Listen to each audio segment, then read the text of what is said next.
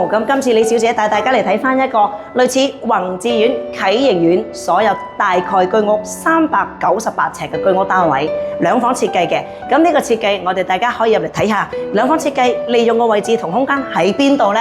入嚟望一望先。咁呢個位我哋係做咗兩房，首先係用咗玻璃門間房，然後用咗飾櫃間房嘅。咁可以打個窿望下呢個設計先。咁啊，大家可以睇下呢個設計。你大概用個位置啦，睇個位啦，設計嘅方向啦，同埋啱唔啱你心水咧？呢個位置咧可以望下嘅。咁我哋嚟翻呢個位置正面啦，玻璃門呢個位置嘅係用咗玻璃間房嘅。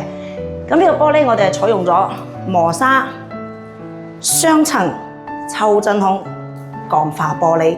抽真空有咩好處咧？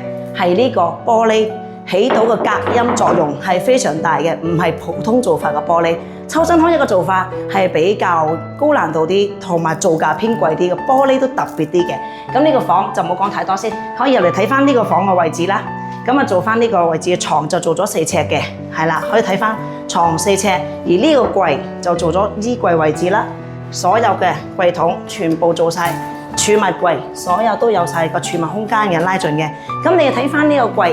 係兩邊調換用，咦？隻門拉唔開，點解呢？因為呢隻係假門嚟嘅，而呢個櫃係俾咗背後嘅房用咗，咁呢個就真係呢邊用㗎啦。咁呢個櫃啦，咁呢個櫃呢，我哋係偷咗空間，兩邊對調去做咗嘅，但係你又唔覺佢個櫃係調轉咗去做啦。咁可以嚟翻另外一個房嘅，拉翻個門睇翻，成套電視背景牆有一 set 過嘅，咁由呢個位置廁所計起，呢個牆身一路過去，我哋做咗特色板、硬板，或者呢個位置係一個55寸嘅電視位置，然後過嚟呢個位置就做翻一套飾櫃間開咗嘅，做翻一個位，呢個位做咗隱形門啦。咁呢個房入邊望下先，係啦，可以睇翻呢個房入邊啦，係做咗4尺半床啦。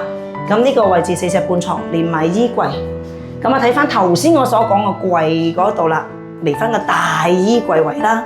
衣櫃位置嚟翻呢度後邊有張書台嘅，咁書台隔離轉翻過嚟呢度開翻先。床頭氛圍燈加咗床頭軟包，床褥4尺半，然後呢個床嘅位置喺呢度啦。咁頭先我所講真假櫃喺邊度？真櫃喺呢度。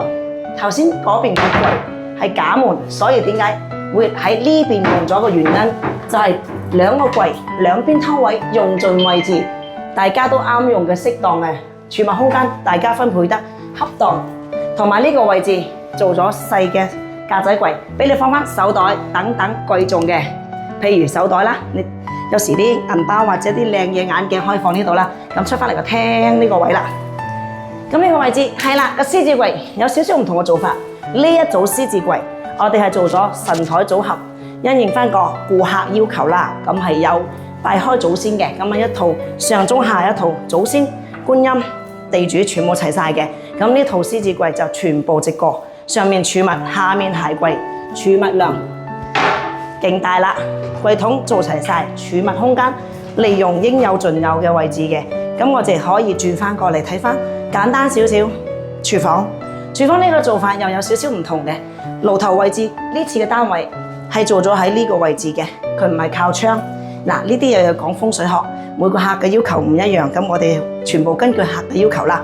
咁爐頭位就呢度，油煙機位呢度，轉翻過嚟個盤咧，就喺翻原來呢個位置冇變到啦。咁呢個咧調味櫃就嚟咗呢邊嘅，咁啊呢個位置可以大家點樣調動都可以，爐頭向窗又得，向呢邊都得。咁你點樣做嘅？有需求嘅同我講，我會將個設計做得靚靚仔仔俾你。咁我哋又轉翻嚟廁所呢邊，廁所呢邊咁啊拉一拉個門閂翻先。咁呢個門咧係做咗 PD 趟門啦。咁呢個係點解會咁做咧？呢個位置咧，因為呢個位對住個門口位置咧收細少少，亦都利用咗門後邊嘅位置去做一套大嘅浴室櫃。呢個浴室櫃相當於個儲物量空間2倍半嘅。咁呢度鏡櫃後邊依然可以儲物，呢度亦都可以儲物。下邊可以放翻洗地嗰啲桶啦等等嘅，咁呢度做咗個半圓大盤啦。誒，有個特別之處喎，可以轉個圈睇下呢個位置啦。咁就做咗個高身鏡櫃嘅，咁呢個鏡櫃係由頂落嘅，咁呢個照身鏡。而個櫃後邊可以放咩？吸塵機、掃把、拖板，全部可以放晒入去嘅，地拖等等啦。咁呢個位置又轉一轉過嚟呢度啦，玉屏位置，乾濕分離，磨砂黑框，襯翻成套 PD 門嘅。咁啊，大家可以睇翻呢個設計，你有冇心目中特別想要嘅嘢，同埋你想要嘅設計？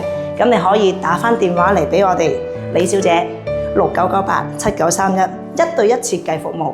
咁我哋提供服務之餘，亦都免費上門度尺嘅，提供所有全港公屋居屋唔同嘅設計俾你。打俾我，拜拜。